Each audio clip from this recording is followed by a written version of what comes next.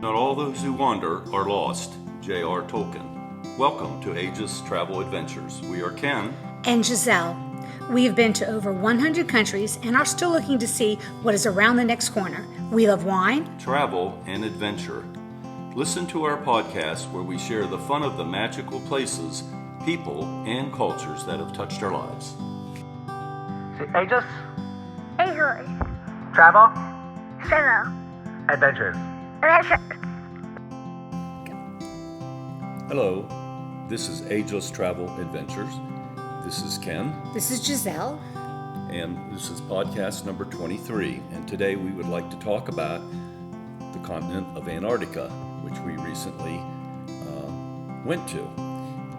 Antarctica is a very unique place. It was the seventh continent, or the last one that we went to. So now we've been to all seven. And there's some interesting facts about Antarctica that we would like to share with you. Before we get into the interesting part of our trip, Antarctica is a desert. It's not what I ever thought of when I think of a desert, but because it gets so little rain that actually accumulates on the ground, it constitutes as a desert. So it's actually the world's largest desert. It's the coldest, windiest, and driest continent. And it contains 90% of all the ice on Earth in an area that's about 1.5 times the United States. So it's interesting. The moisture that falls is only about 2 inches a year. Along the coast, it's more, but on average, it's about 2 inches. And so, being a cold desert, one of the comparisons might be the Sahara Desert, which is a hot desert, and they get about twice as much rain in a year or precipitation than Antarctica. It's hard to think of it when you're there because it doesn't come to your mind about it as a desert. The other thing is interesting is that nobody really technically owns Antarctica. It's a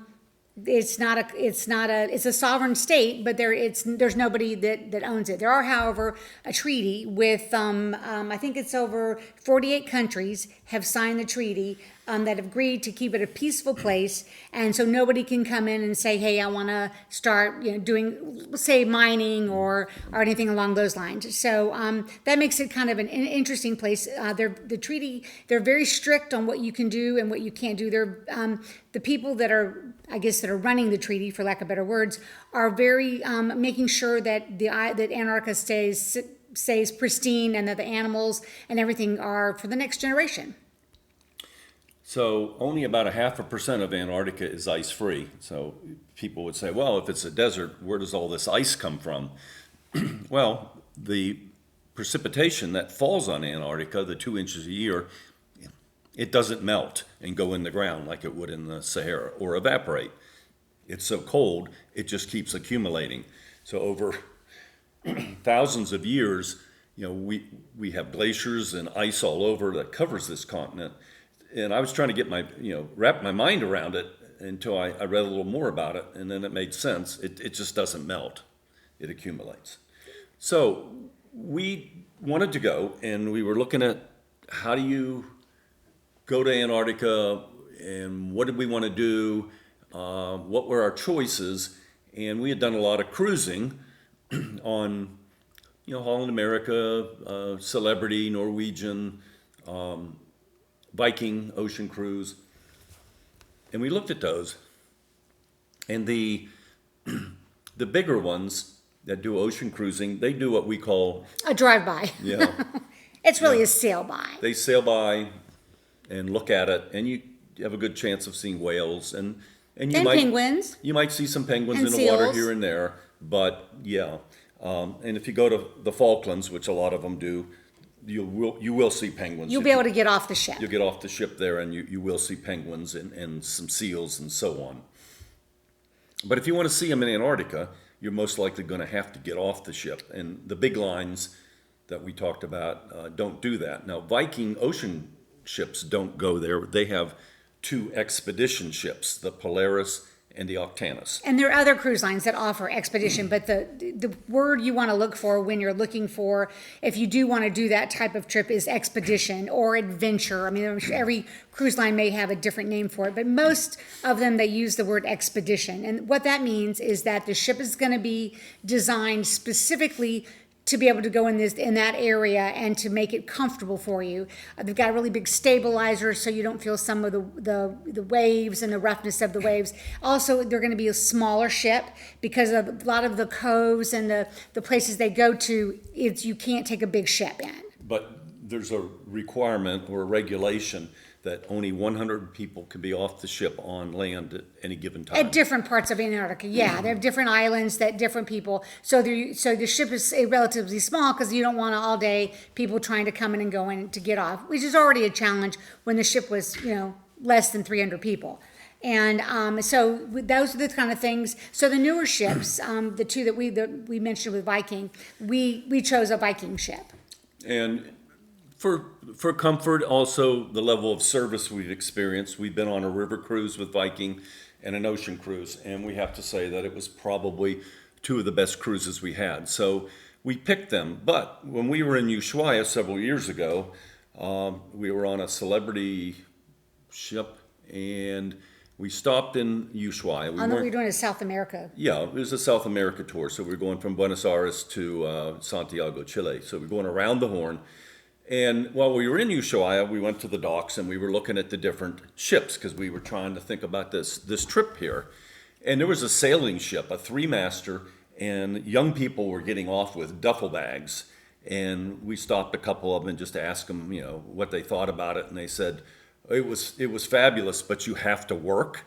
You have to help sail the ship. This isn't where the staff takes care of you. This is where you take care of everything. Yourself. Yeah, pretty much. And even cooking and sailing and so on. And they said it's not a comfort cruise. It's definitely an adventure cruise. Well, we didn't want to do that. But there's different levels in between. And so we chose Viking, and they have different ways that you can get off the ship. They have Zodiacs, and you sign up for. They have special operation boats, which are made for the Finnish or Finland military, and you sit sort of like in captain's chairs, and there's like 12 people on a boat. Pretty cool. They go pretty fast, and they go places that the bigger boats couldn't go. They have kayaks, and you can sign up. You have to wear a dry suit in the kayak, so you're sort of like the Michelin Man, all bubble wrapped. And then they have 2 submarines on each of those ships, the Octanus and the Polaris. And those submarines don't look like a traditional submarine. They almost kind of look like octagonal. They really shape. do. They really look like on the yellow submarine from the Beatles. That's kind of what it looks like. So they're called Paul, John, George, and Ringo. And they'll go deep, and they're very professionally well made and crewed. The crew on those they're all about safety and so on. We didn't do the submarine. You had to pay extra for that, and that wasn't the reason we didn't do it. The people that went down said it was very interesting. They'd never been on anything like it. I happen to be a scuba diver, and I've done a lot of diving in warm water and seen a lot of things. They saw rocks, the submarines. Some fish, really didn't see seals, some starfish they said they saw, and not really a whole lot. And they went down about 400 feet. And the deepest. I was looking, I was asking, does Aquaman come around and wave at you underneath? And if he did, I've been all over it. But he didn't happen. One thing, though, talking about the ship itself, going back to that for a moment, is when you're looking to do whatever ship you choose, one thing for us, it was important, you want to be able to see the terrain. You want to see, where you're at. And when we were in Ushuaia, we saw a couple other cruise lines that had older ships that looked like, and they still had some rooms that had portholes.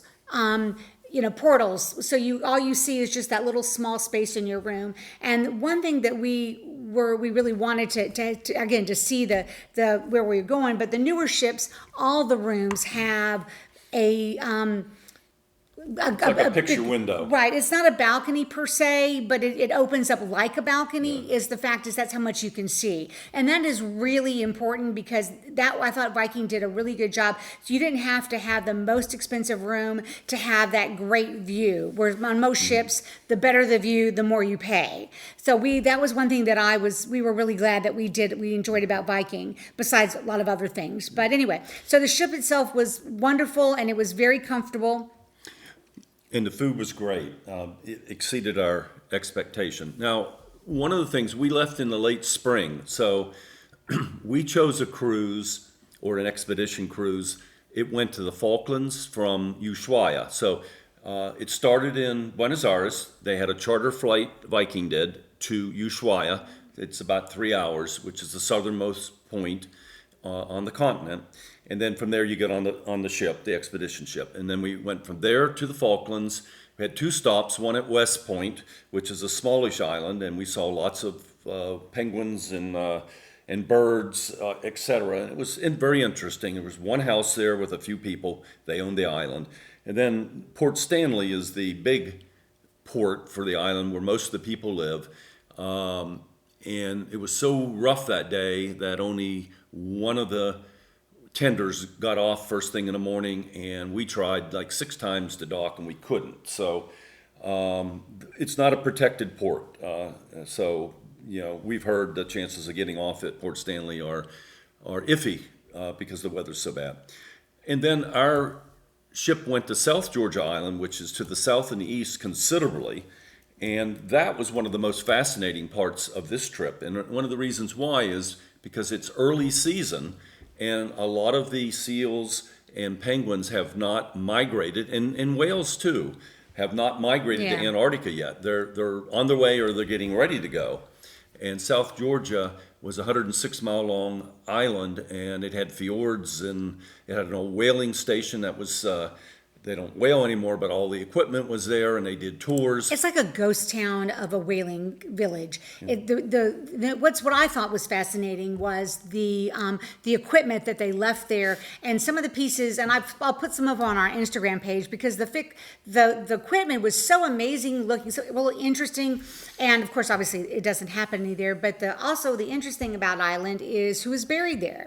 The famous Shackleton expedition in the early 1900s started in South Georgia, and interestingly enough, the sealers at the time had told them that it was too cold to go on this expedition, and they went anyway, and they ended up spending 2 years trying to get back. Their ship got caught in the ice. The Endurance is the name of the ship, and eventually the ice cracked it into pieces, and it sank. And recently they found the ship, and the whole history of the story, there's books on it, a miraculous survival of 2 years being winters, summers, and they finally ended up rowing to Elephant Island, which we didn't go to. It was so rough in those days.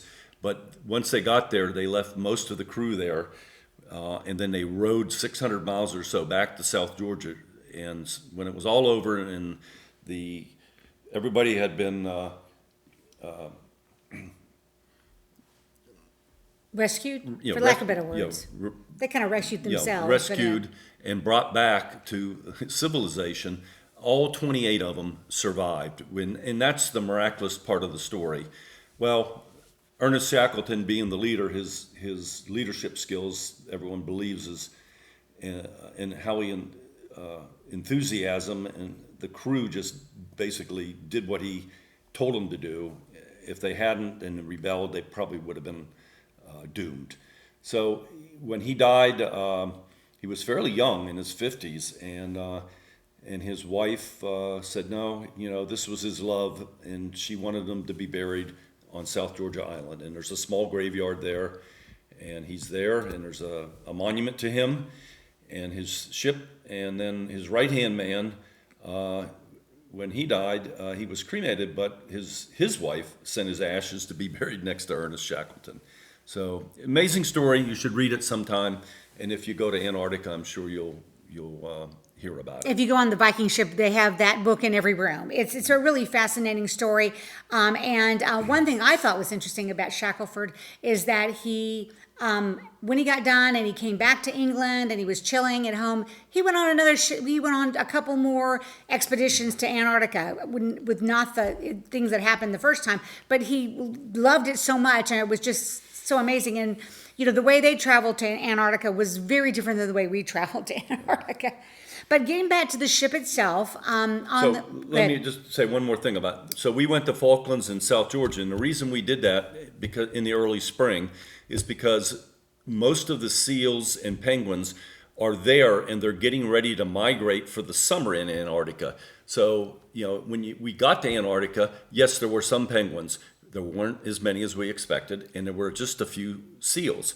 So by doing the trip we did to Falklands and South Georgia, we got to see sort of the whole contingent. In the middle of the summer, the same ship just does a 14-day trip versus the 19 we did, straight through the Drake Passage to Antarctica, and most of the animals are there then. So go ahead, I'm sorry. No, not at all. And so, but the ship itself, and then people saw some orcas, or a pod of orcas whales, when they were in their little boat and their Zodiac, and we weren't on that. Unfortunately, that would have been amazing. But we did see lots and lots of whales from the distance, but you never saw them super close. But anyway. Saw their spouts. We saw lots of their and spouts. At one point off the coast of South Georgia, we probably saw 40 or 50 spouts together. There was a whole pod traveling. Yeah, but they didn't want to get closer to us, Nope, but that's nope. okay. But the ship itself, one thing that's different about the Viking expedition ship is that they have an expedition crew. Is that what they were called? Mm-hmm. Yeah. They're a group of Specialists. people. They're specialists, and they're basically people that are that this is their specialty. It doesn't have to be necessarily animals that live in Antarctica. One was a shark specialist, and he kept laughing like he was, "I'm looking for the shark." But they're people that have a passion for wildlife, and their knowledge base is phenomenal. And so Viking has hired these people for these types of ships. And so there's a group of maybe 15, 20, and they're available. They ask questions. And so every time you go out on an expedition excursion, which is the only type of excursions there are, you're going to have one of those people with you if you go on that. Now, when you go on land, they're there to greet you, and they tell you, okay, this is where you're going. And when you go on land, it's very specific on where you can walk, don't get close to the penguins. If the penguins were coming, you got to let them walk by, and the walruses, and there's lots of birds. But the staff was just really informative, and their knowledge base blew me away. Agreed. So, what we wanted to do with this podcast is give you some oversight about the cruise and what we did, and talk a little bit about South Georgia and the Falklands, and then we'll do a second podcast and we'll talk about Antarctica itself, because most people don't do the South Georgia piece. And there was the southernmost point of South Georgia. Was a fjord, and it was just pretty much sheer mountains, cliffs on either side. And when we arrived in the morning, they put the ship just sort of in the mouth of it, and it was so foggy we really couldn't see hardly anything. I wouldn't say inclement weather, but it was just foggy and misty. So we went out in the morning and we looked around, and we couldn't see the tops of the mountains. We were on a Zodiac, or the tops of the cliffs. But it was interesting. It was pretty. We did hear some snow or ice falling in here and there. I wouldn't call it glaciers there, but at the end of the fjord was a true glacier, but we couldn't see it. So later in the afternoon, we were fortunate enough to get on another Zodiac tour. And it cleared up. We could see everything. It was sunny. It was such a dramatic turn of events to go from the morning to the afternoon. And we went all the way to the end of the fjord to the glacier. And the guide was telling us that the glacier was several hundred meters back from where it was just 5 years ago. It's been melting and receding. And the moraine from the glacier, actually our Zodiac got stuck at one point on the moraine. That's a little, disheartening. And you're in the middle of, you're like, okay, I'm in the middle of Antarctica. So and the water's like 34 degrees, so you don't like jump out and push it. So they got out a paddle and we kind of pushed around. They took the engine and pulled it up, and eventually we got ourselves free. But this glacier is in retreat, and as all the glaciers in South Georgia are. But it was just an incredibly beautiful fjord. And then when we got back to the ship, because it had cleared up so much, we're looking at the mouth of this fjord, and it was quite wide. I mean, I would say at least a mile. And there's all these icebergs out there. And I said, I wonder how our ship's going to get out. Well, when we left that day, as we got closer, we could see, that there was room to go between the icebergs. Keep in mind that 2/3 of icebergs are underwater, so they didn't go that close. But the reason they were there, the icebergs break off, from the ice shelf in Antarctica, and they float, and then they go northward. And these had all come up to the south end of Georgia, and they got stuck on the entrance to the fjord where it was shallow. And they were all, some of them were, huge, and but they were everywhere. So it was very interesting. Lots of seals, elephant seals, lots of penguins there. The whaling station made it interesting, and then the Shackelford stuff. So we'll save the Antarctic part for our next podcast, number 24, and we're going to sign out now. And I'll put some photos I'll put more photos on the Instagram and on the webpage so you guys can see it. And again, if anybody has any questions, comments, wants to know anything about our trip or anything that we can help with, please reach out to us. As of yet, no one, and I repeat, no one has reached out to us. So I'd like to feel some love. Thanks for listening, guys. Bye-bye. Bye. Aegis, Easily. travel, Travel. adventures. Adventure.